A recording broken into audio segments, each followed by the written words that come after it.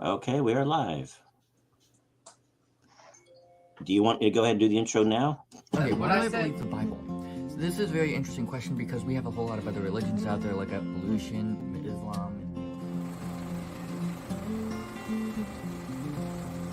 See, there's Jeremiah. Man, I want to go over and like see the ark. Yeah, Oh, there get on it. Oh my gosh, you can see it. Look, everybody. Ahoy! Wait, do you see land? That's the ark.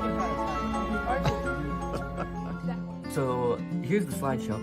I say my religion because I would argue that it's not necessarily religion. If there's a king and you bow down to that king, would that be religious?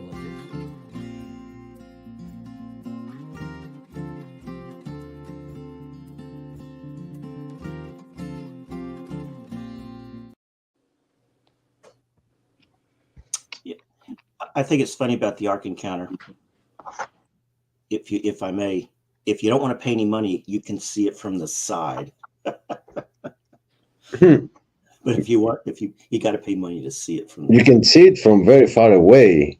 Yeah, you can. But the clip ends right there. I think I see it for a little bit, but they kind of have it where you can't see it too far away, but if you get in just the right view, you can see just like the front of the ship, which isn't the greatest view.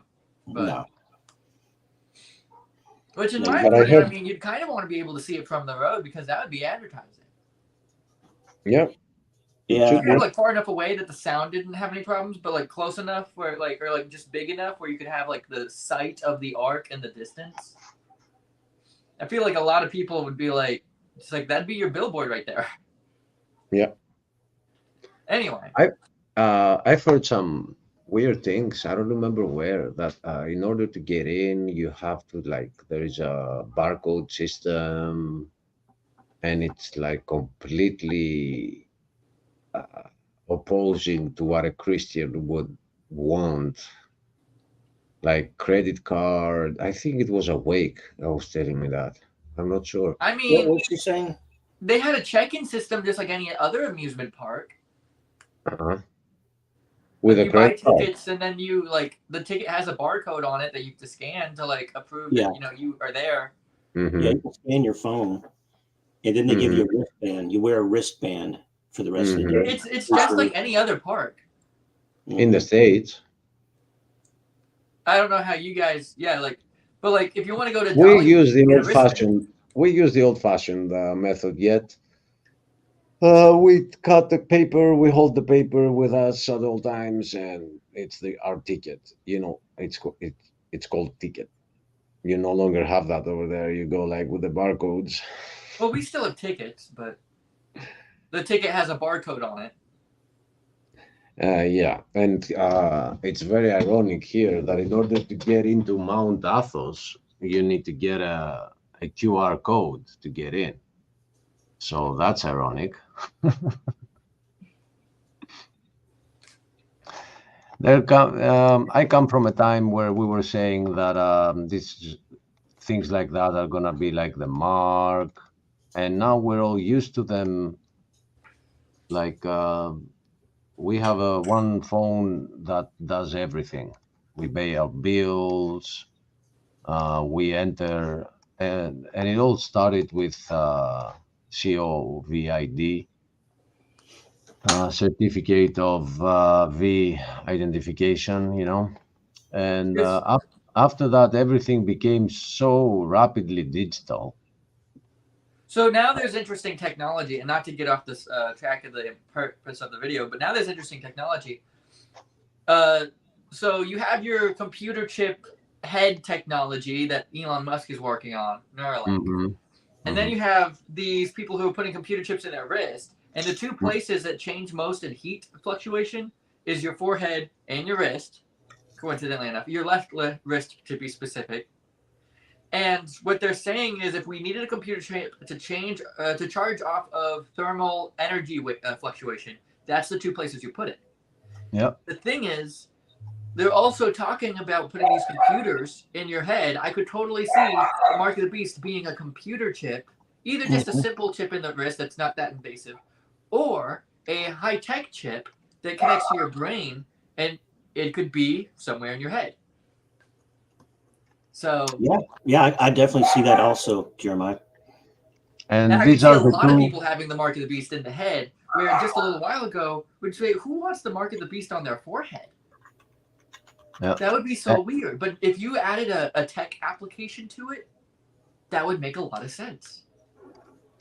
And that's the two places that our Bible had been warning us against, like they will be on the forehead or on the right hand. So It says, right? how's that for a coincidence? Yeah, it's like 2,000 years ago we were told that it's coming, and now it's here. Yep. Pretty amazing. Yeah, it's a.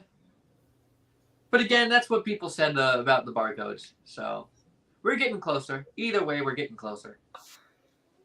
Yeah, Yeah, we have arrived to a place where when they take the people get, I mean, I go out shopping and people that are before me and after me, they want to pay with their cell phone and Yeah. their watch. yeah. And they feel very proud for doing that. Hey, They look, I will. don't carry any cash. Look how high tech I I don't am. carry any cash on me. I have cash kind of like stowed away in different places in case I need it for an emergency. But like, Yeah, so when they take that away and they say the phone will no longer work, the only option that will work is the other one. You have already transitioned like 70%, so you would not deny the other 30%. Not you. I mean, I feel like a people. lot of people that will be true. There'll be the few Mm. people who are like, no, I don't think so. But there's definitely going to be a majority that's just going to be very comfortable with the idea of whatever needs to happen. Yeah, and this is how the system works. It works with the majority. It doesn't care for what the minority will do as long as the majority will follow Unless the along. minority is homosexuals. Yeah, then we gotta, whatever the minority wants, right? That is the exception. Unless the minority is the homosexual group, then we don't care. Yeah. And I didn't warn you the first time because I thought you wouldn't say it again, but because you did, let me just say, just refer to them as the alphabet people or the colorful people, Yeah, because colorful. How about colorful instead of alphabet? yeah, any of the two. You Hey, wanna you Scarborough. wanna take this the artistic side or you wanna take the linguistic side? Just don't say the word. Okay. Well, I heard someone call it the alphabet gang. Yep, it's a The gang, alphabet all right. gang. The alphabet gang. Well, a lot of people say alphabet. A lot of people say alphabet in regarding to like law enforcement agencies, and stuff like that. Like most federal agencies are going to be, Oh yeah, like right FDIC. acronyms. Yeah. Well, yeah, Yeah. you got like the IRS and the. Well, you'd call them the acronym gang. I don't. Mm-hmm. The random letter gang. Baby, Can you take on Nehemiah why and make sure won't he's you get quiet on for the the show? bed? Huh? Why don't you get up here? You can get up Or there too. the plus minus divided by zero group. Okay, well, let's just get focused on today's study, which is wanting to know exactly which Bible is the most accurate. Now, last time we went over the Greek and the idea that the Greek has been consistent throughout ages. And Achilles, you're the expert on that, and you would agree with that statement, right? Yeah, the language has changed, but it has been dumped down. It's not a different language. It's the same language, dumped down a lot. But Now, yeah. where we left the discussion last time is why nobody made a word-for-word translation of the Greek into English, regardless of if Yeah. it makes sense or not. Yeah, I don't have an answer for that. Is that true though? Like, I'm still trying to wrap my brain around it. Why hasn't anybody done that? Yeah, and I have news for you. These priests and monks that come by my house, they came by last week Yeah, I heard So, that. so I asked one, and I said, the priest. I asked him, listen, I recently bought my like fifth Bible, New Testament translated, from Koine Greek to modern Greek. And what I realize in that one too is that I have five words from Koine Greek and they turn into five sentences in the Greek. So in the modern Greek. So, sir, that is not a translation. That is an interpretation. I want a translation. And he said, I mean, translation. What I want is if I have to talk to somebody like, somebody that I meet in the street, I don't want to talk to them with a Koine Greek. I want to be able to tell them that the Bible says this and know exactly the modern one, which would reflect the Koine. And the priest said, "Oh, we don't have that." I mean, I said, "What? What do you mean?" Oh, he said there is no translation. Every single one that we have is interpretation. So every single one is tainted. Yes, even on the Greek, or Greek to Greek. Yes. That is crazy. Greek to It, Greek is even messed up. isn't that crazy? So don't feel like you are left out. I mean, it's I'm still everywhere. feeling like I'm left out. I just feel like the rest of us are left out too. Yeah. So I'm in the group included. So don't feel like those that only have access to the English have a problem. Even the Greek, there is a problem there. I found mistakes in the King James, which relate to the fact that they are translating the modern Greek. So if you add one S in a Greek word, it changes the word. So they take the translation instead of going to the coin. And when it comes to the scholars that did the King James, I would expect them not to get a translation. Because if I write something and Ryan translates it to one language, and you, Jeremiah, want to translate it on another language, you shouldn't take Ryan's translation and retranslate it. You should take the original text. But that's not what they did. They took the translation, and they translated it like even further. So it's a copy of a copy of a copy, and it all messes up. That is brilliant.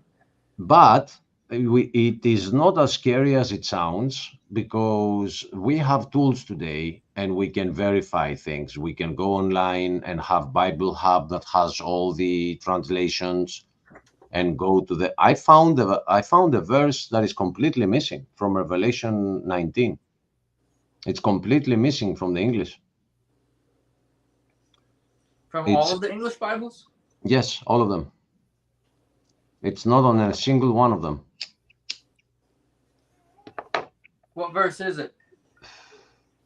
19 something, 15 or something like that, where it says that the white rider that we are waiting for will have many names written and one name that he will know only he by himself. Nobody else will know it. So the many names has not been translated at all.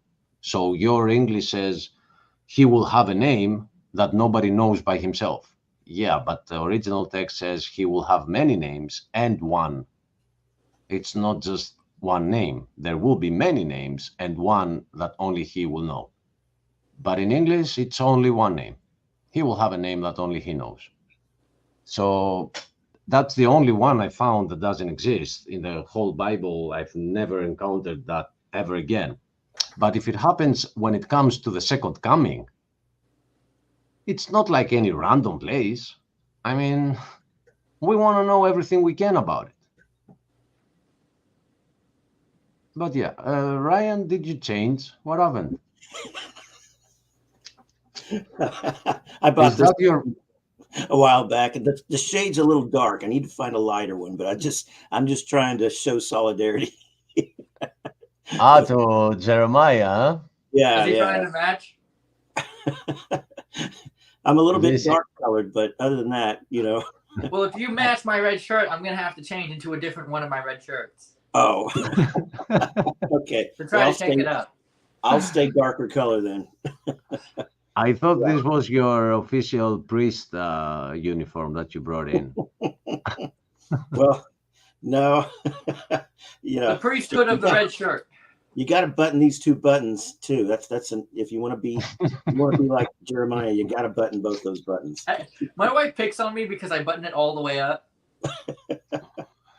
You're just being modest. That's all. Oh, sure, that's what it is. yeah, that's what it is. That's what. What if I had this button undone? Would it be so lewd? Probably not. Anyway. Yeah,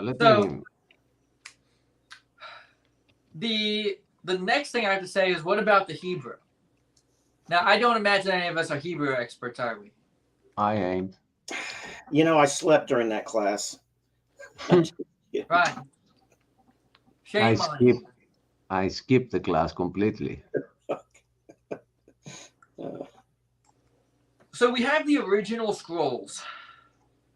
And we can go back to those and say, okay, well, translating the original scrolls, we have the original Greek, we know for that, the original Hebrew, which then I got to ask if the original Hebrew has been preserved, because the original Greek being preserved from the beginning, that is kind of a miracle in itself, which God did say that he would preserve his language. He'd preserve the Bible, which does make a lot of sense if the Greek has been preserved from the very beginning. So then you got to see if the Hebrew has been preserved just like the Greek has. And on top of that, there's another question.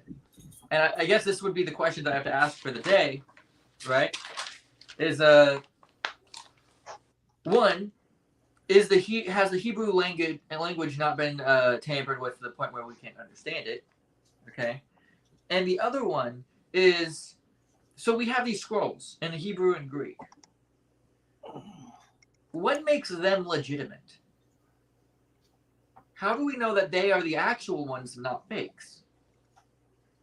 We've had, because God is in control of these questions, we've had the surprising discovery of the Elder Scrolls, the Dead Sea Scrolls, I'm sorry, which in there was a lot of the Old Testament. And we could see that it got verified, like what we had was also discovered in the Dead Sea Scrolls. So that was a very good way of verifying that it has not been tainted. And don't forget that Achilles was actually there whenever they found the Dead Sea Scrolls. Okay. No, they didn't call me at that party, man. They let me out. Yeah, I wish I was, but we found Larry brought someone and we interviewed him. I think it wasn't Larry. I think it was Steven, but it was on Larry's show, and he told us a lot about about the Dead Sea Scrolls. Did I? And you can find that on the playlist of the shows that Larry did. Okay. I can't remember. And he said also something very interesting. I asked him, we have made a short out of it. I asked him, what about the Book of Enoch? And he said that although the Book of Enoch was in the Dead Sea Scrolls, those that were Hebrew, they could see that although the language was Hebrew, the expressions used were not Hebrew, which means that it was a translation from a Greek text, which makes it not part of the rest, because this is where the Book of Enoch is getting its credibility, the fact that it was discovered in the Dead Sea Scrolls. The Book of Enoch. But it wasn't in the original. It was. But also, it was translated from the Greek, and the Greeks at the time were pagans. So, It's important. Is that when we did that video last May, Jeremiah? Was that the Book of Enoch that we were supposed to be trying to analyze that video about the Book of Enoch? Was that what it was, or was it a I different? remember doing one on Enoch. Was it? Okay. Was it it was a different Gnostic gospel then? Oh, it was Mary Magdalene. We were supposed to analyze the. We analyzed the video on Mary Magdalene, being Jesus' lover, and we didn't even finish it. We were just watching it and reacting to it, and about halfway through, I just turned it off because I wanted to throw up. So, yeah, it was pretty heretical. Quite well. Let me put it this way: it was extremely heretical. They did reference to the Book of Enoch once, I think. Yeah, but for the most part, they went off of texts in the Bible, and none of it was actually like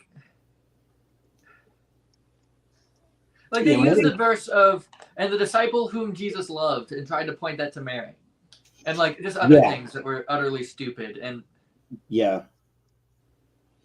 Is it 100% decided? What I was going to say is it 100% decided that it was translated from Greek as opposed to like Aramaic or Arabic? Yes, no. We know that the expressions used were not the expressions that Hebrews would use, but it was written in Hebrew. So we don't know the language that it got translated from, but we know that Jews didn't write it. Oh, right. Well, yeah, I agree. As a matter of fact, I understand what you're saying with that. But like even Aramaic, let alone Arabic, and Aramaic was a different dialect and form of Hebrew, but different expressions, same thing. So I mean, do the expressions match up to Greek expressions as opposed to like Aramaic expressions or Arabic? Or I don't know that, but what matters here is that this looks like it's not part of the original Dead Sea Scrolls. It wasn't part of the original Bible. That's what that is telling us, and we were told that by one of the translators of the Dead Sea Scrolls. So, there's a lot of people that take the Book of Enoch seriously, and personally, I never found anything that is important when it comes to get saved in it. I get a lot of information about the devil and the hierarchies and what happened with the fallen angels, but I don't need to know all that. If I die tomorrow knowing all that, it will not get me to heaven. So that's why I never trusted it. And here comes somebody who verifies that it looks like it's not part of the original Bible, even though they created it through a verse that says that Enoch prophesied. This is how this was done, but looks like it's not part of the original Bible, according to the translators. Well, sure, understandable. Wait, in addition, though, I mean, not just the Book of Enoch, but what about the Apocrypha? Because the Apocrypha was even in the King James Bible in the King James version up until the revision in 1870s or 1880s, whatever it was. Yeah, they are interesting reads, but they are not considered gospel. They are not considered biblical reads that matter, and they can reflect the other books, but they are interesting reads. That's why the King James decided to include them and other Bibles did not. But I haven't read them, to be honest. But Tyndale, William Tyndale's translation didn't have the Apocrypha either, right? Or no? I don't know. Now, let me end this point here so I can stop sharing the screen. All right. So I have here on the left side the Greek, and on the right side I have the English, and the verse is Revelation 19:12. So I'm going to zoom in on the Greek a little bit, so it's not. So we have here, the eyes of him were as a fire flame, and on his head many diadems, which has been translated as crowns, but diadem is like something that it comes from it's two words, dia and dima. Ta is the plural of it, and it is something that you tie on your head. It's like, to give you a visual of it, it's what Rambo was wearing on his head, the red one, right? That is a diadema. So he had many of those written on his head, which has been translated as crowns. And I'm like, okay, you know. Then says, having names written, and this is the word and, onoma, which is name, written, that nobody knew but him. So to show you, for those who are not Greek, do you see that this word looks exactly identical to this word, onoma, onomata, because this is the plural of this word. It means name. So this is name, onoma, and this means names, onomata. Now, for those that say that the echo in Greek is not the same with the Greek, here it is again, onoma, which is one, onomata, which is many. So the verse goes, on his head many diadems, and having names written, and a name written that no one knew but himself. Now, let's try to find that in all the English translations. He has a name written on him that no one knows but himself. Where is the one that says many names? It has been omitted. A name was written on him that no one understood except himself. Again, the many names is not there. I'm going to highlight it here just so you know what we are missing from the translations. I haven't seen this happening on any other verse. I've seen other problems, but this one, not on any other word. So the ESV gets this one right. On his head are many diadems, not crowns, diadems. And he has a name written. Again, the names is not here. It skips to the second part. And he has a name written that no one knows but himself.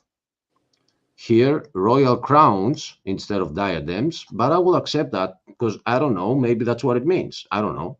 But what I enjoy from a translation is to have a translation of the word. So if I have diadems, I want to have diadems in the translation. What is what's the diadem again? It's what Rambo wears on his head. What is that? And it could mean titles. It could mean things like you conquered something and you got that diadem from that something. So like the karate that uses the word in the definition. I'm sorry, what's the question here? I didn't catch it. Describe the word diadem to someone who has absolutely no clue what a diadem is. Okay, so if I Google it, because we have tools today, it says a crown worn as a sign of royalty, royal power of dignity, originally an ornament, headband. That's what a diadem is, because it comes from the word dima, which means to tie around your head. It's not exactly a crown. So a headband. A headband, crown. Yes.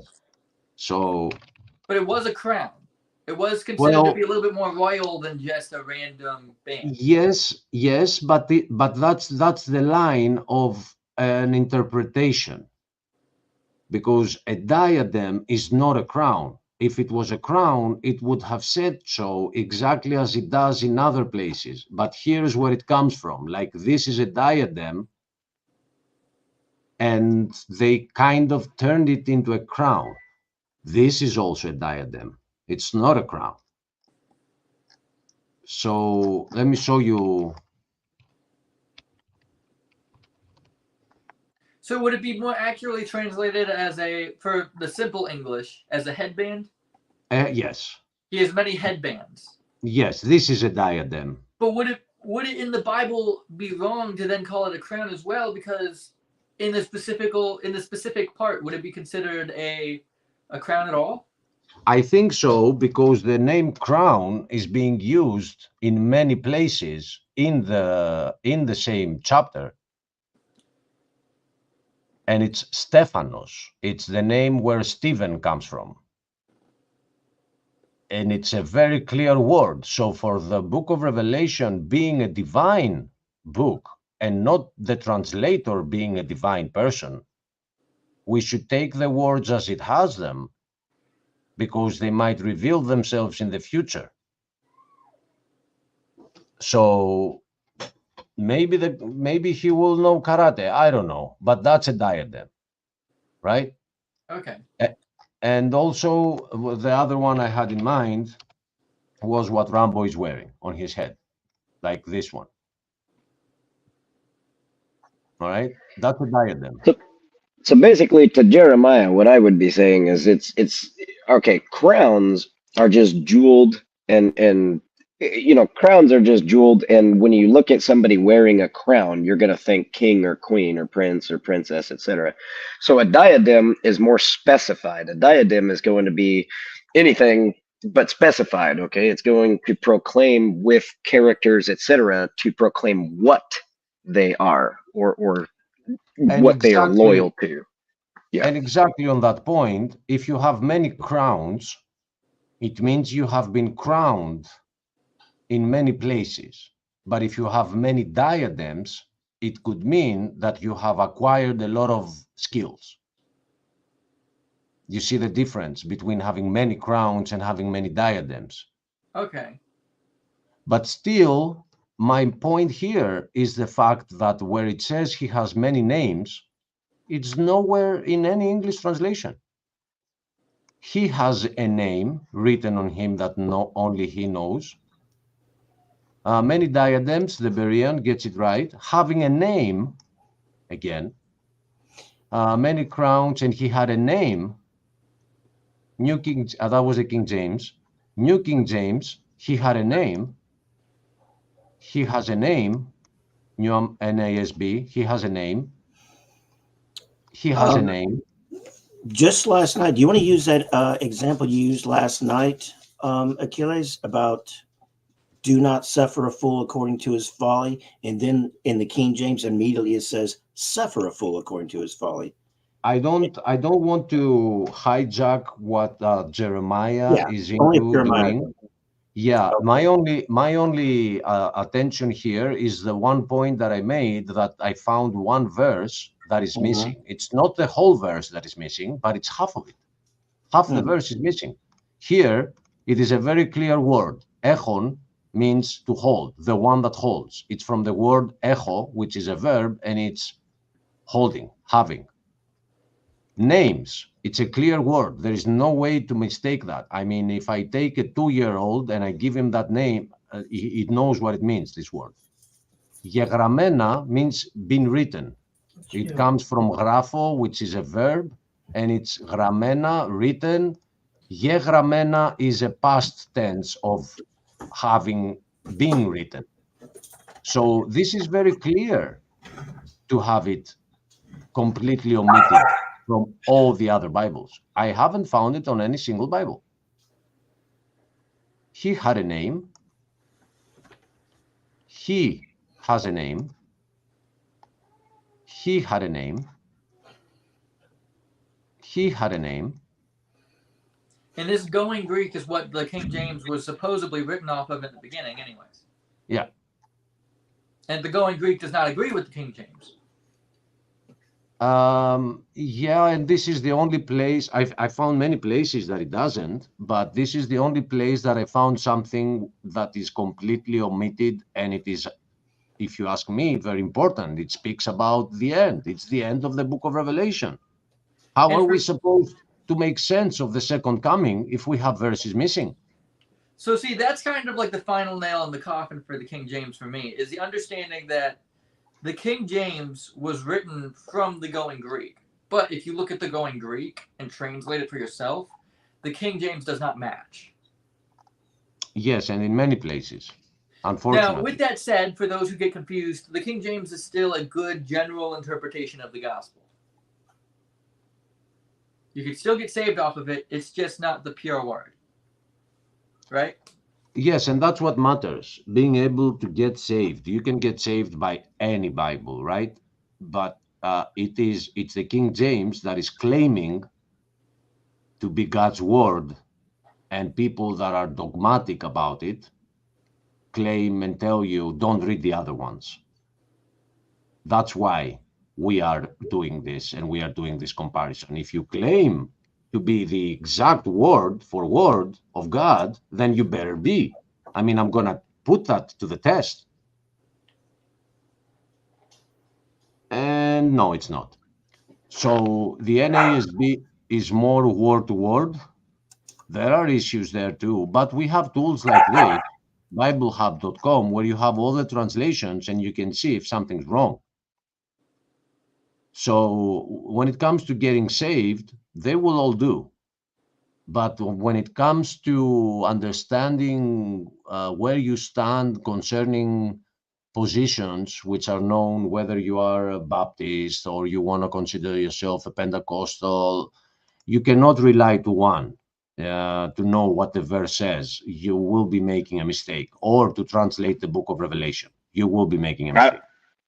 I was going to say the same thing, but because of modern day, because of modern time society right now and copyright laws, because of copyright laws, they have to change words and use synonyms and everything, which makes it not Right. word for word verbatim. Right. So Exactly. you keep talking about the NSB. Is that one copyrighted? I don't know. I actually discovered the NASB through Stephen and this channel. And because when I came in, I said that I like the King James more than others, but I found serious issues with it. And then Stephen started comparing it for me with the NASB, and I found a lot of places where the NASB is getting a better translation. So what we are doing as a channel is we don't take any translation as gospel. We take the word as gospel.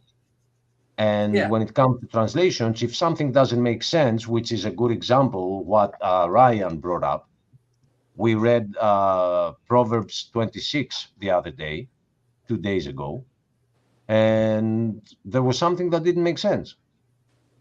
And it was very well known that it is a controversy in the Bible. Mm-hmm. So we said, well, I'm pretty sure that if we look at another Bible translation, it will not be a controversy there. And we did, and it made perfect sense in the NASB. Mm-hmm. Yeah, do not answer a fool according to his folly. And as you know, in the King James, it immediately says, answer a fool according to his folly. But in the NASB, I'd have to get it out, or I'd have to look it up. But it's definitely makes more sense, much more sense in the NASB.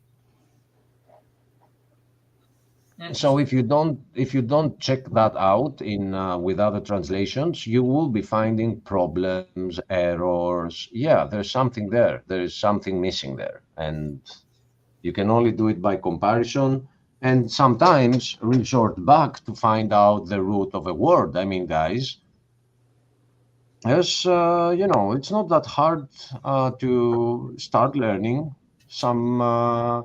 If you want to do like deep understanding, to learn a couple of words that are not of your country, it's not that bad,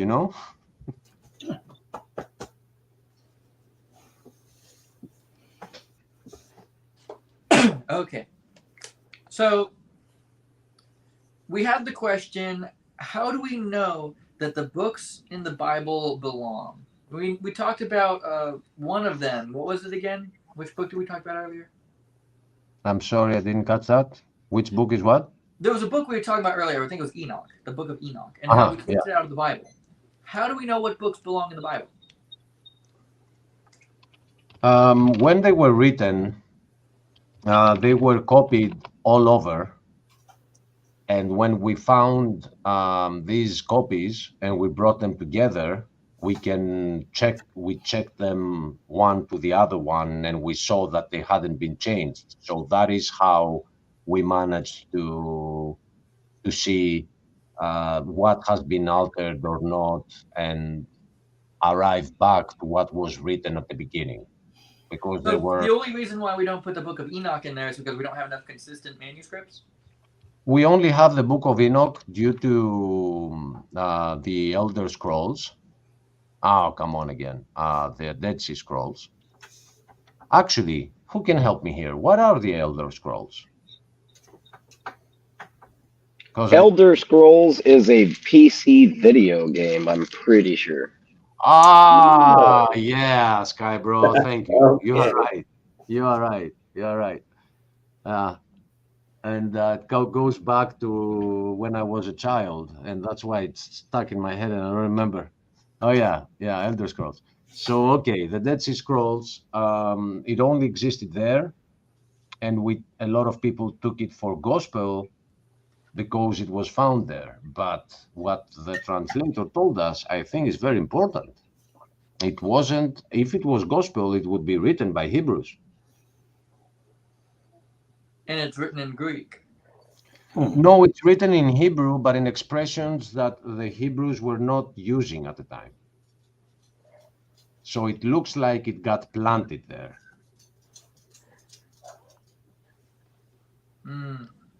That's a very interesting thing to think about as well, is whether or not something got like stealthily planted just to create a lie or a belief that wasn't real. Yeah, and I never trusted the Book of Enoch. It came I out of didn't nowhere. Give me a second. All right.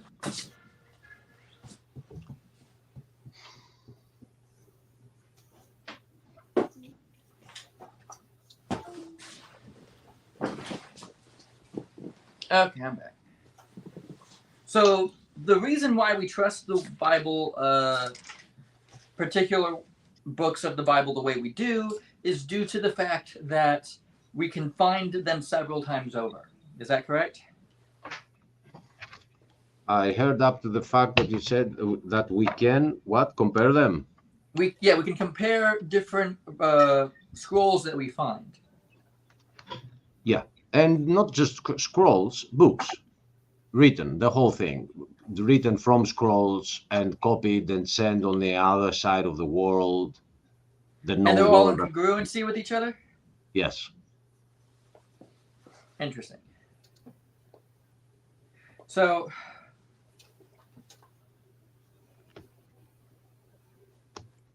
give me a second.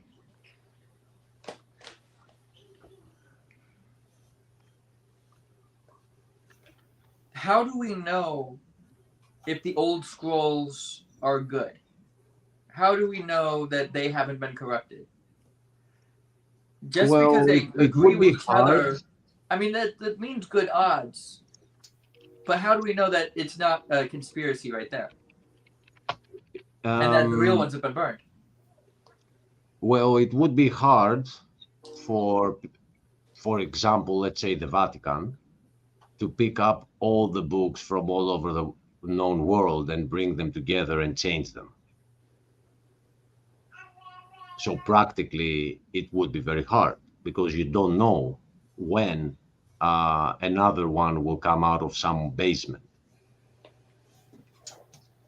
Okay. So it's kind of like separate studies all around the world coming to the same result. You can't fake that. Right. Okay. Writing to our friend here in the chat for a sec.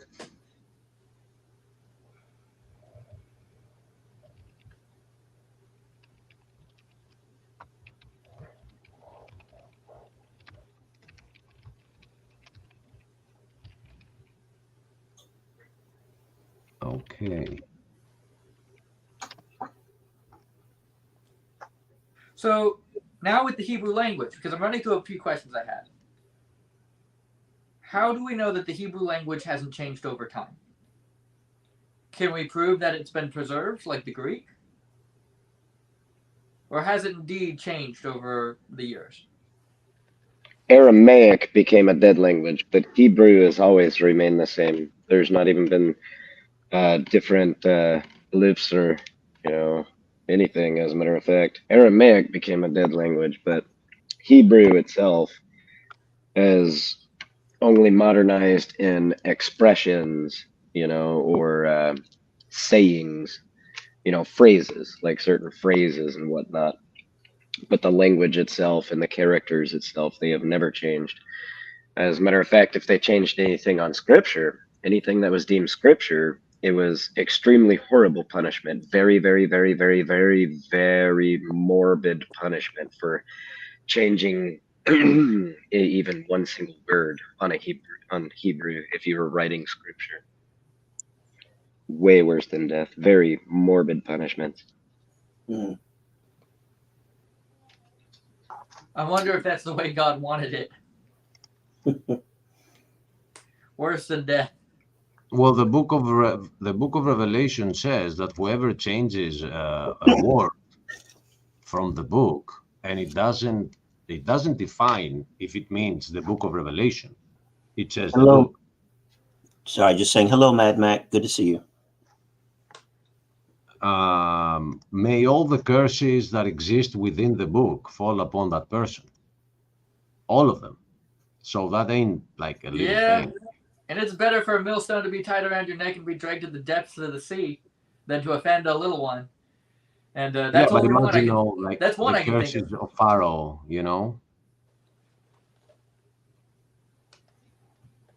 like having your firstborn die. All the plagues. All the plagues, yep. So I don't know. It's not clearing it. It's not saying in the whole book, but I wouldn't even want the vials to fall upon me specifically. Oh yeah, Revelation's just in itself. Yeah. Like that's bad in itself. Those vials are pretty dangerous. If so, that means there's a lot of people out there who are in trouble. Because the people who wrote the King James messed up, the people who wrote the NIV messed up, the people who wrote virtually any translation of the Bible messed up. Well, you know what? Let me give you my honest opinion on the issue. All over the world, there are people that know more than one language. The States is that place of the world where everybody's like, I don't need to know a second language. I'm the best in the world. So I'm sorry, but the cockiness is in the people. It's not in the book.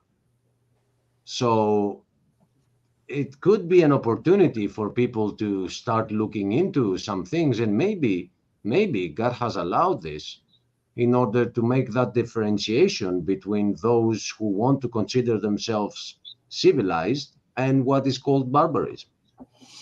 Because barbarism is not only not washing or killing, it's also about not caring for what is going on outside borders, and we have a little bit of barbarism in the States. Yeah, I do agree with you there that Americans tend to be very Americentric, and even American Christians, they tend to think that they're very like, well, where is America in prophecy? Where's it at? It's got to be in there. And you tell them it's it is. It says where the eagle's wings were plucked. That's America.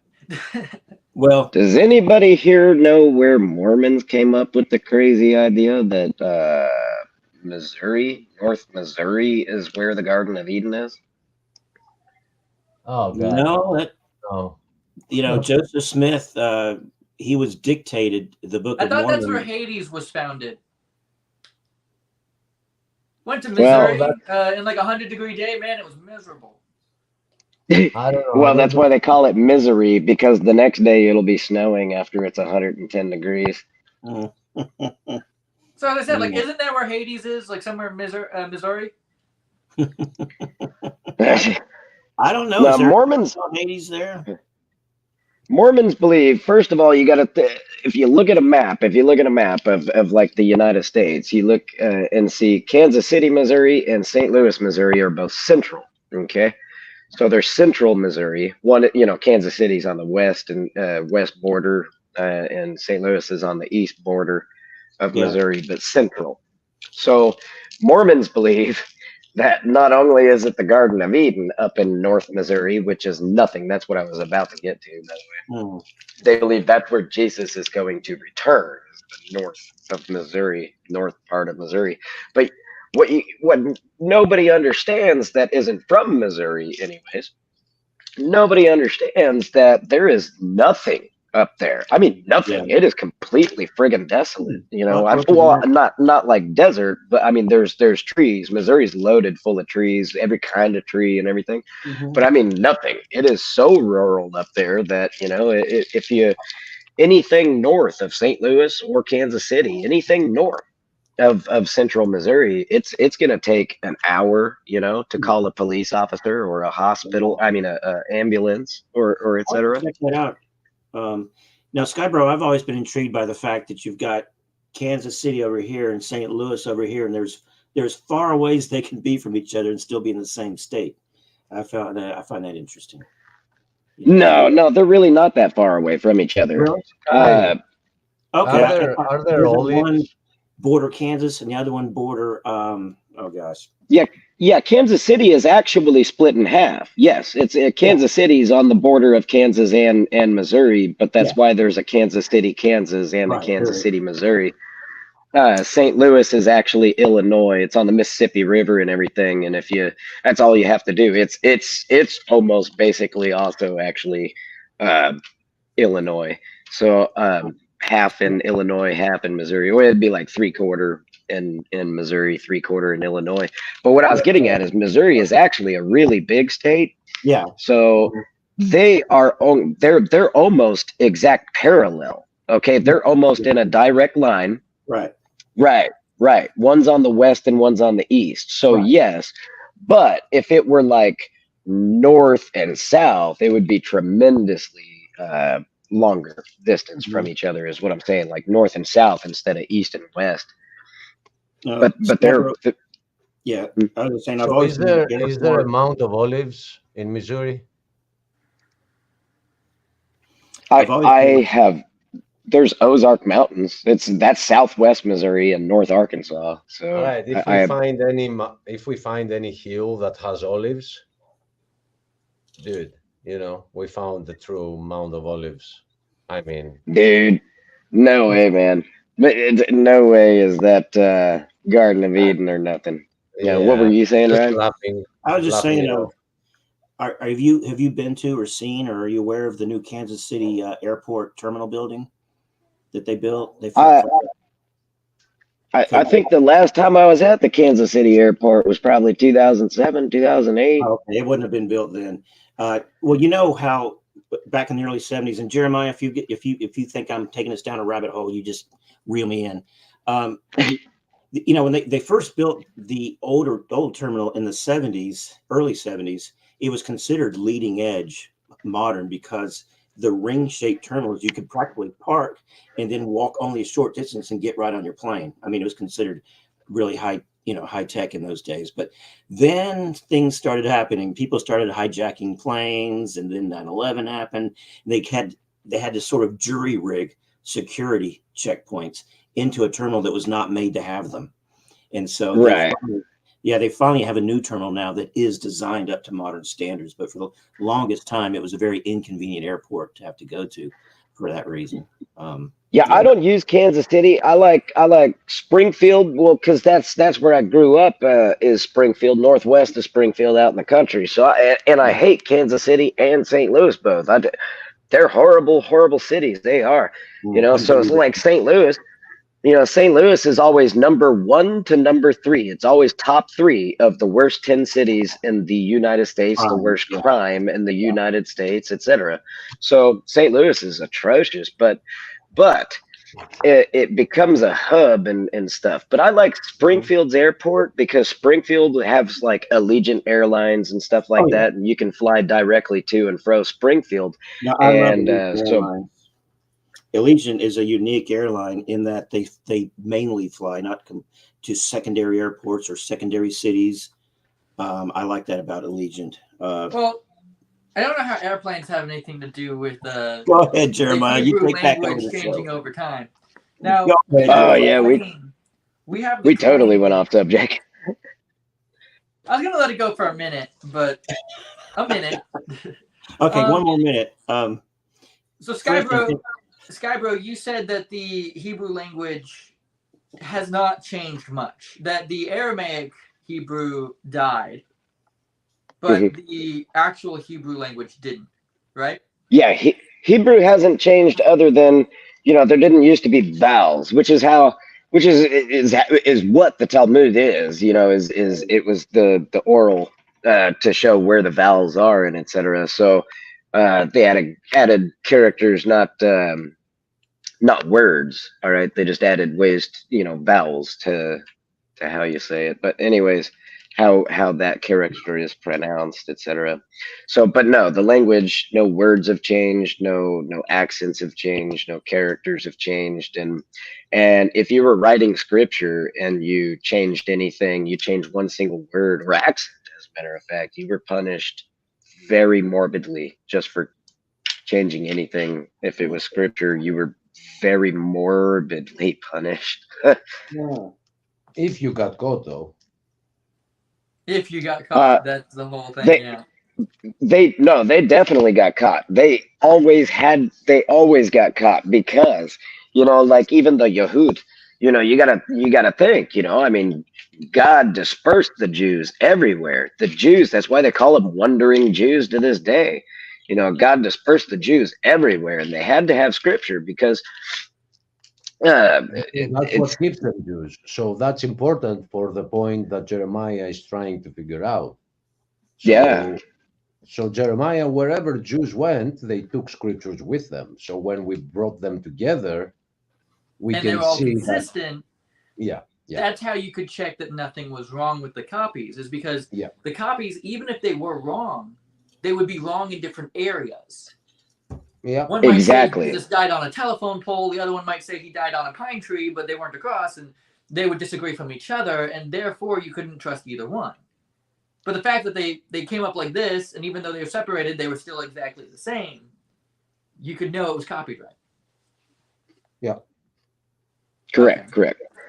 And keep in mind, there were also tons and tons of Arab Jews, and where did Arabs go? Arabs dispersed as well. Not they weren't forced to disperse like the Jews. God dispersed the Jews, but Arabs wandered around trying to conquer everything as well. There were so many Arab Jews as well. That's what I'm telling you. The scripture, it all matches up. Even Arab Jews is like Yahud.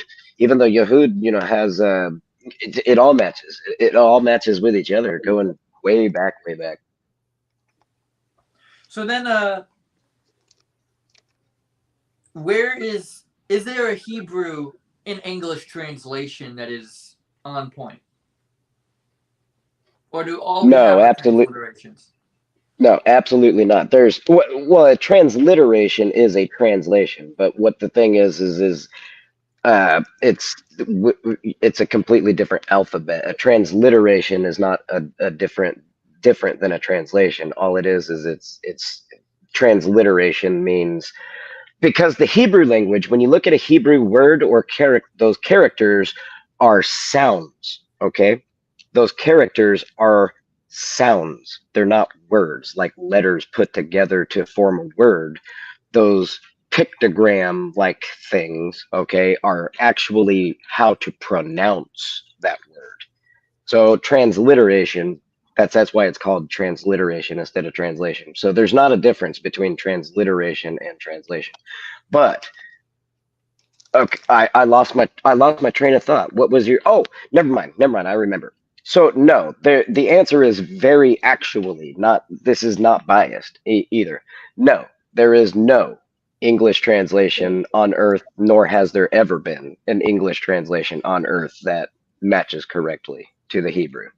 That's why I constantly say myself, but all rabbis, like, they demand that you learn Hebrew because it's that different.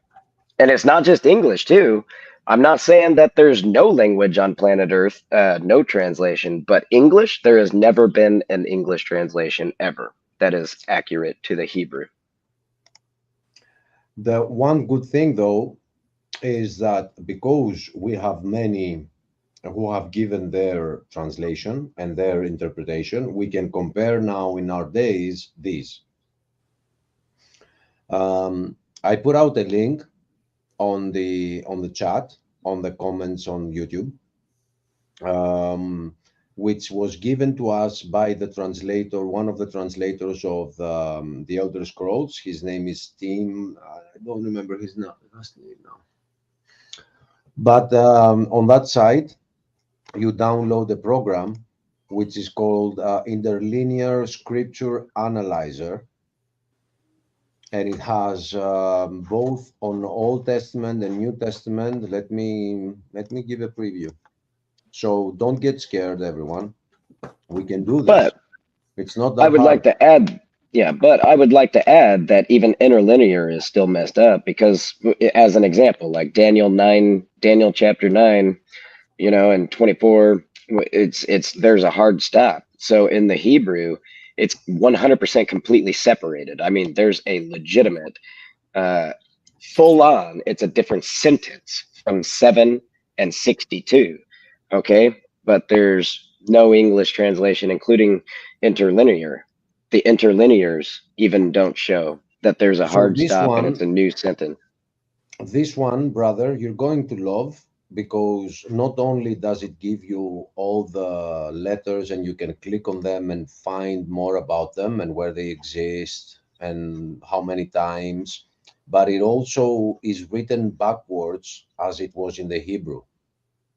So it doesn't even change the order of the letters. So that's pretty neat. Yeah. You read backwards, 7, 70, but you gotta connect the dots because it gives you the exact word. If you want to read what it says, you read above. It says 77s are segregated for your people and for your holy city.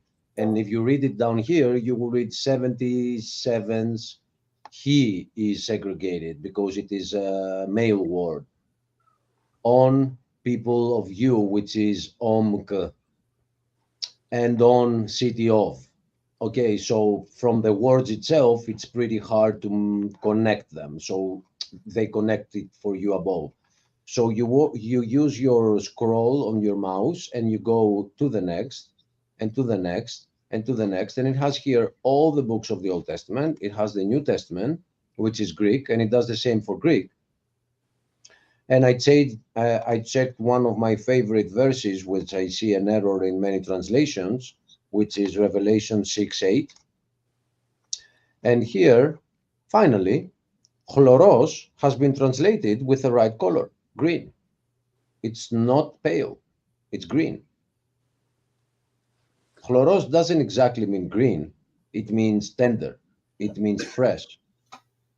It's something that is sprouting out of the ground. It is chloro then, and then it matures.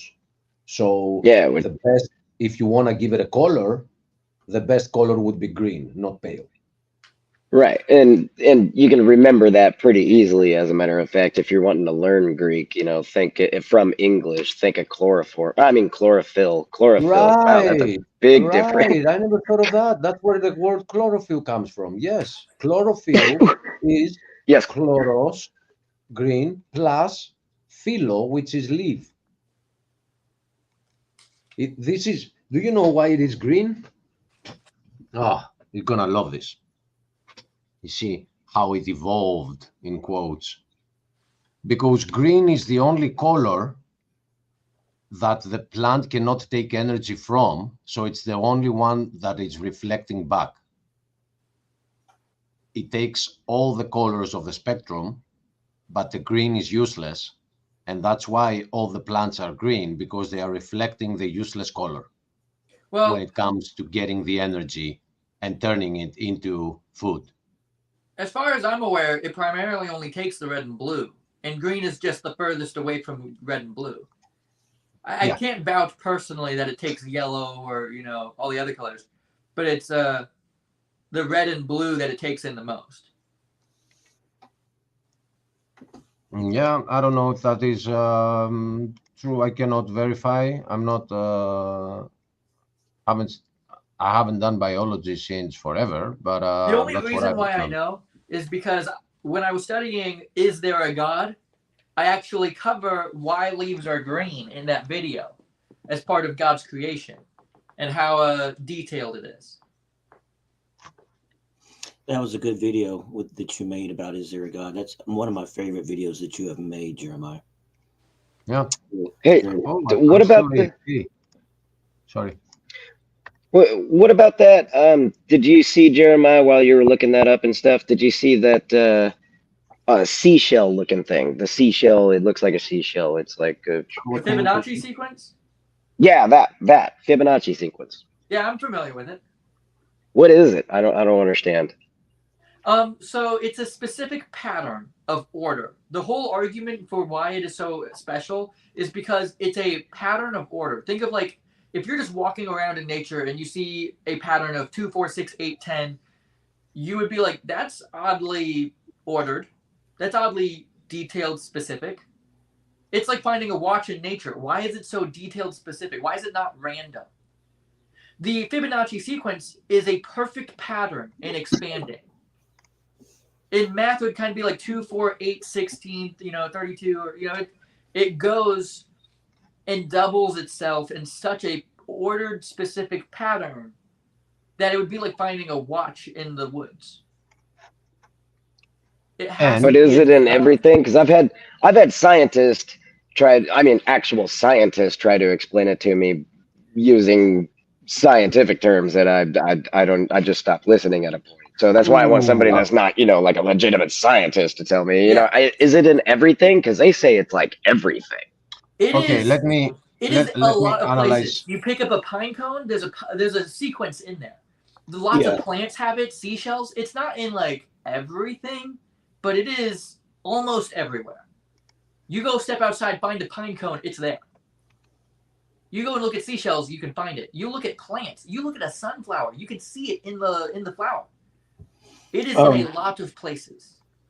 Jason Lyle has a very good video where he just is standing before an audience and he has graphics and things, and he really does a good job describing that.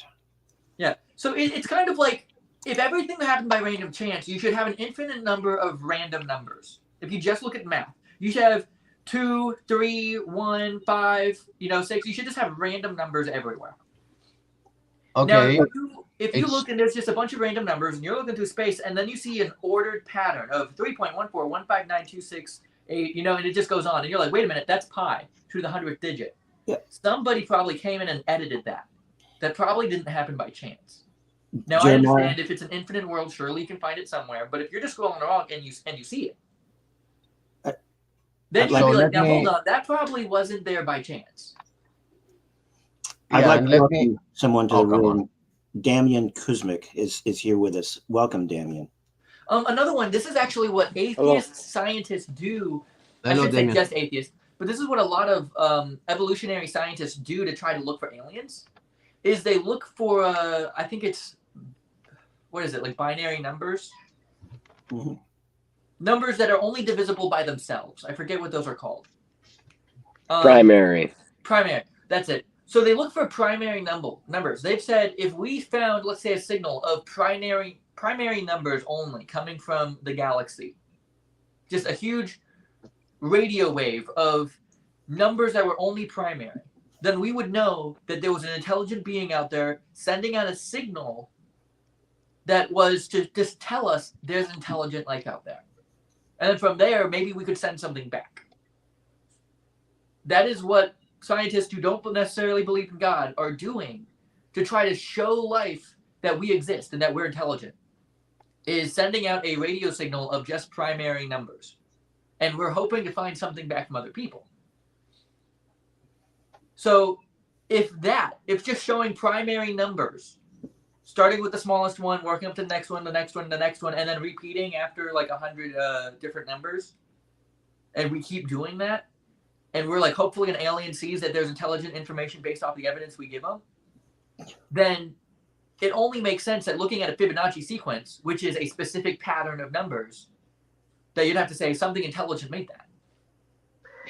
Yeah, well, I hate to tell you, but aliens found out back in Roswell, you know, that there's no intelligent life on planet Earth. So They'd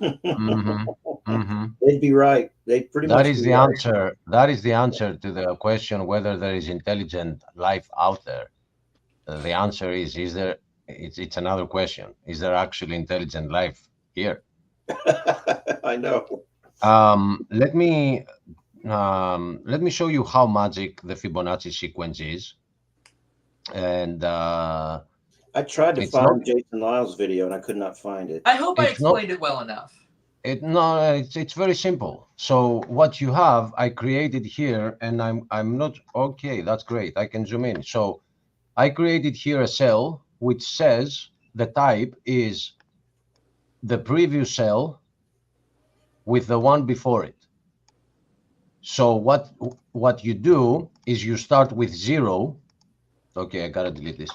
Is you start with 0, you start counting, you go to 1, and then everything is adding the previous two numbers. So 0 is the first one, and it doesn't have a previous number, so it is 0. 1 is 1 plus 0, it's 1.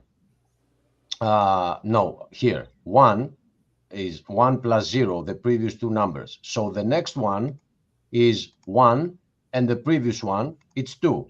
So what is the next one? The next number? 3. There you go. It Wait, I'm extending it. What is the next? 5. Then? 8. And then 13. And then we go 13. down. 21. And, okay, so this is the Fibonacci sequence. And it's endless. It's always adding the number before it. Now look where it gets crazy. I'm gonna add on this cell, or again the third one. Are you showing us something as far as a graphic, or are you just talking about it? Wasn't sharing my screen, was I? Okay. Because you sound like you're trying to Thank share you, something Jeremiah. graphic. Thank you. But I was here, all right, and I was taking this down, which I started from 0, and all I've done is I've added that add the previous two cells. So the Fibonacci sequence is a series of numbers that you add the previous two to it. So it starts on 0, and then it becomes 1, and then it becomes 1 again because 1 plus 0 is 1. And then you have 2, 3, 5, 8, 13, 21, 34. So 55. what we see in nature is always this spiral, which if you start with a square that has dimensions 1 and 1, which is an exact square, then the next one is 2 with one side 1, and then the next one is a square that is 3, and then it's 5, 8, 13, 21, 34, 55, and this starts creating this spiral 89. that we see everywhere in nature. So going a little back here, pattern. and you see that these are the numbers up to 55 here, exactly the ones that we saw on that spiral. It's called also the Pythagorean spiral. But so if I go here and I say, always take the previous one, A2 equals A2 divided by A1. So here I get division by 0. But here, 2 divided by 1 gives me 1. 3 divided by, wait a minute, something's wrong here. Oh yeah, 2 divided by 1 is 2. And then we start getting this oh, come on, what's the English word for it? Golden ratio. Decadico. Yes, and this will Golden lead us. ratio. And this will lead us, thank you, Damian, it will lead us to the golden ratio, which is an infinite number, and it always gets refined better and better the closer you go and it's infinite, and it always gets refined better and better. So the Or to keep deeper it you, simple, for the those who aren't deeper. Wait, wait, nerds wait, or wait, scientists, wait, wait, wait, it's a wait. mathematical pattern. Wait a minute, brother. We got that. But the deeper you go into these numbers that you see here, the closer this number gets refined. So if I extend this to more, which I can't do it, let me see here. How many?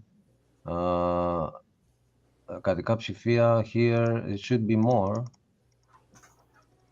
Okay, here I go. Okay, I added 20.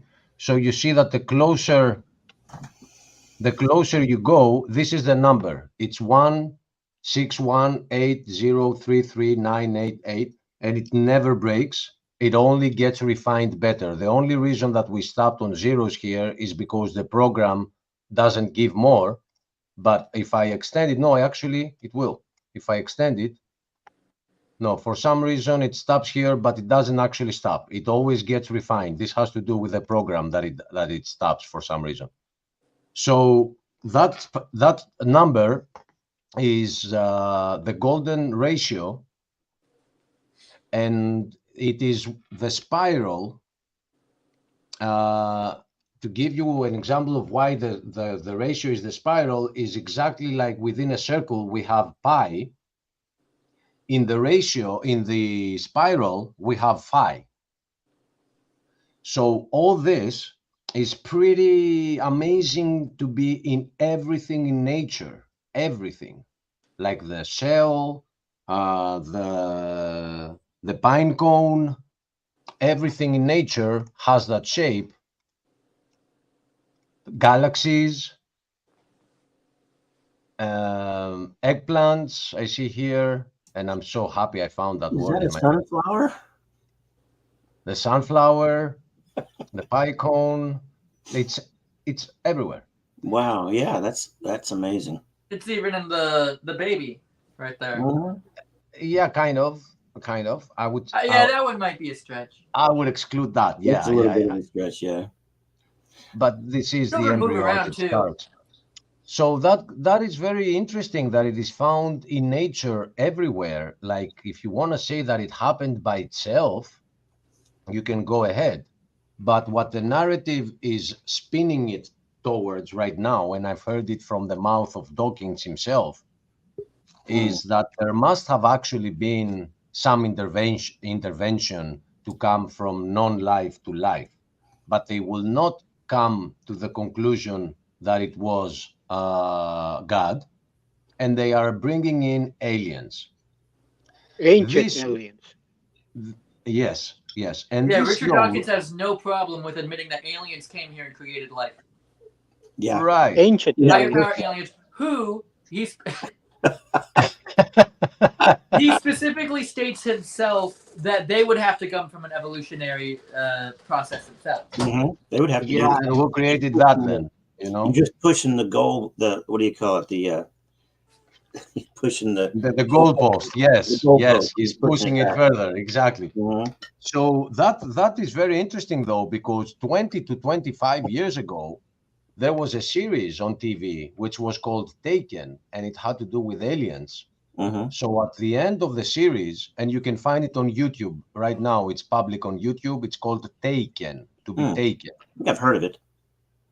And it has to do with aliens coming in, visiting. They're not friendly. They pretend to be friendly. But at the end of the series, they are talking a lot about the Fibonacci, and they are saying that this is the way that they created us. So the fact that the Fibonacci sequence exists everywhere in nature proves a creator. Now, those that have their lusts and they don't want to let go of their lusts are going to say that that creator is not the one that gave me a moral code, it's aliens. All right. They can say whatever they want, but they cannot deny that there is a creator behind this. There is no chance that this happened by itself. And I'm going to change Trump. All right. So That was funny. yeah, I've had enough. I've said enough. I'm sorry, but this is important. This is a good. It's fascinating. So to stay on topic, and maybe this one was easier than I thought. Pretty much, the research is there. The Hebrew stayed accurate the entire time. The Greek has stayed preserved the entire time. Neither one has translated to English, so I'm kind of left out. But so is pretty much everybody else. Yeah, I told you I have the same problem here for when it comes to modern Greek. So if you want to find the Bible, the true Bible, you have to go back and learn original Hebrew and original Greek because there is no word-for-word translation into English. But not personal recommendation of the channel, and not necessarily me, but the rest of the channel, is the NASB. Is that correct? NASB, not V. B, right? B, because it matters. Yeah, that's what I said. Okay. I know sometimes like V and B they sound the same over the air. So no, it matters. It matters because someone who is attacking them made a type, a mathematical formula using the name NASV, not B, V, plus NIV, and she started removing 1 and 2 and the letters canceling out themselves, which equates to the letters SIN, sin. And she's trying to say, here, that's the proof that these are satanic Bibles. Yeah, but in order for that formula to work, she had to change the NASB to NASV. So that's why I'm noting it that it's a B, it's not a V. It's the NAS Bible, New American Standard Bible, not Bible or version. Okay. I was just saying, like, over the air, it's sometimes hard, but I said B originally. All right. Just for the viewers, so they know. November Alpha. Better be Bravo. Sierra Bravo. Yeah. You know, I learned that when I was a kid because I was a geeky kid. So I learned that whole alphabet. And you also remind us every single time. Yes, I do. I like to show off my education, my knowledge of the phonetic alphabet. I went to public school. I can't tell which one's left. I can't either. That's why. Well, I feel like that should be all for today. The main gist is if you want the actual Bible, you have to go to the original Hebrew and the original Greek, which sucks, and I think we should do something about it. But who's going to dedicate their life to changing the Bible into English? Ryan, you want to do it? Dedicate my life to changing the Bible into another language besides English? No, into English. Like the actual Bible. You know, how many versions do we need when there's already about 50 dozen versions of the English Bible? One. We need one. I'll And be that's honest the with you. actual one. Well, Jeremiah, I used to be a big KJV guy because of Doc Hovind, but our friend Stephen has really opened me up to the NASB. And so I think that may become my Bible of choice. In fact, I've got a Ryrie study Bible of NASB, and I believe I'm going to carry that with me when I head down to DAL tomorrow morning. Oh, no, if you go to DAL, you bring a King James with you. I'll have both. I've already got a King James in my car. I just want one that's called the real one. Yeah. Well, that is all I want. One that's one. called the real one. Okay, Damien, can we give Damien the room? He wants something to say, and sure, we haven't allowed it. It is impossible every word translate directly because you have some expression. Like I give you English expression, pool of blood. We never say in my native language pool. We say pot, like pot of blood. I can't understand him. It's the dialect that I can't understand. Yeah, I'm having trouble. Okay, no, he said that you have the expression full of blood, right? So if you translate that word to word, the expression full of blood is lost in the words. Like if it's full on they call it blood. Lost in interpretation. Yeah. So because different languages have different expressions. Yeah, different slang in different languages. Like there's a lot of English slang that if you translated it into another language and a person who spoke that language were to read it, they'd say, what the heck does that mean? Because they don't. But my Yes, thing though Bible is Bible also have that figure of speech also, but Yeah. I can. Yeah. so Achilles, you were talking about last week that all these are different transliterations, and the job of a translator is to say it word for word. It's not his. Yeah, but it It's does not his also. thing. If you let me finish, it's not his thing to go and say, "Well, this is what he meant by it." It's just his job to say, "This is what he said," regardless of the meaning across. Right? I mean, that's what you told me last week. I kind of agree with that, but when we have books like the Book of Revelation, I want that because you do not understand what it's saying, and you are passing it on to the future generations for them to understand what it is saying, right? But if I am translating something that I know it is an expression, yeah, I don't mind you putting the expression there or an asterisk that although the words are this is what it means, something like that, So yeah, there's like a gray area there. But my brother, don't be so scared about this. If you have like two of them, NASB and King James, and you read one and you're like, I'm not sure I understand what it says here, and you switch to the other one, together with those two, you'll see what they are both trying to translate. It will get revealed by the different approach that each one of them has. Now, what would you say are the biggest problems with the NSAB? To the what? NSAB, I believe, or what was it? NASB is the one which I recently started Yeah, appreciating. NASB. What would you say is the biggest problems with it so far? Are there any?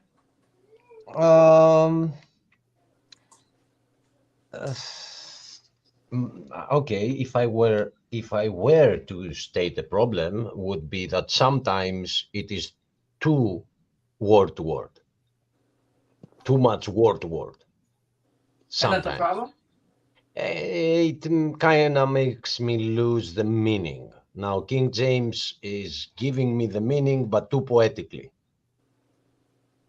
And I could Shakespearean use less. language. Yeah, I could use a little less poetry, Interesting. So you would even agree yourself that you can have it too word for word. Yeah, and exactly what Damien brought up. That's a great example of that.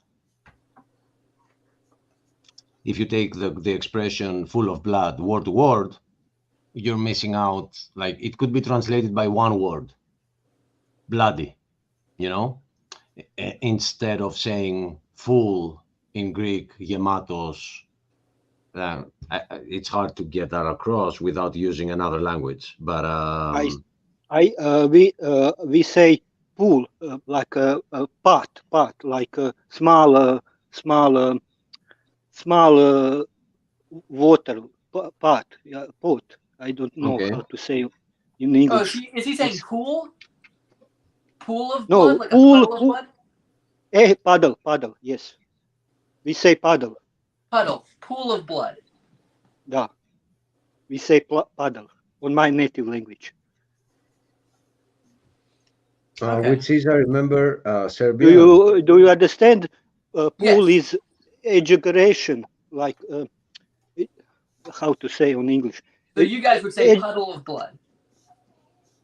yes, Okay. Where we might say pool of blood. exact. I can pronounce that word. That is exag. Language barrier. Exactly. Existential. Is it right? No. Exaggerated. How to say? Exaggerate. Exaggerate. Eh, Yeah. Exaggerate. yes. Exaggerate. That word. Yes. I looking for that word. Okay. Well, so I think we have our consensus, which means this season's kind of over. Now I got to come up with a whole topic now because I had my 3 topics I really wanted to do. I had it was who is there a God? Who is God? What Bible to trust? And I feel like we have a general consensus on all 3 of those now. So now I just got to get the videos out on those. Achilles, I'm going to have you do them for me because I'm lazy. And I'm going to email everything to you. And hopefully I get my permissions up. And then who knows where I go from there. All right. Email me what? You mean the notes, right? Yeah, the video, the idea, the whole process of whatever we're planning on doing, just to collaborate. I would really like to just call you, but you don't have a phone number, do you? No, I have, though. We have an editing office where Stephen is going to send you the link, and we will meet there, and we will doing it together. I'll have my screen shared. We will be downloading together. It will be like you're working yourself, but you will just chilling back there and telling me what to do. Okay. And we can talk real time and everything. Yeah, it's like real time like this. StreamYard, just backstage. Okay, Yeah, well, I'll you figure guys all don't that know out with the- Steven, and we'll get to that. Because my main thing is I hate, like, reading text messages and emails. And, like, literally, my sister can text me something, and I don't even look at the text message. I just call her and say, what's up? Mm. And she's like, well, I sent you a text. And I said, you I will- expect me to read that? You know, That's the for message legal was reasons. saying, This is just a don't conversation. call me. Huh? I remember one more example. In English, you say 2 birds with 1 stone. We say 2 flies with 1 stick. Mm. With You one understand? grade. You must translate it like a message. You must translate the message. You can translate the word for word. Yeah, but I would still understand 2 flies with 1 stick because it's the same principle. Yeah. Yes, but maybe in your native language don't use that. You not comprehend that. Well, that's all for today.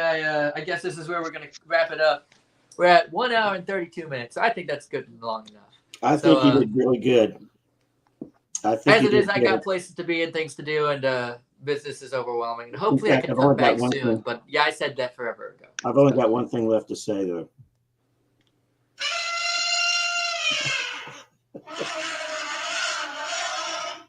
There's an elephant in the room. Goodbye. The elephant in the room. Okay. Well, he left the room, but he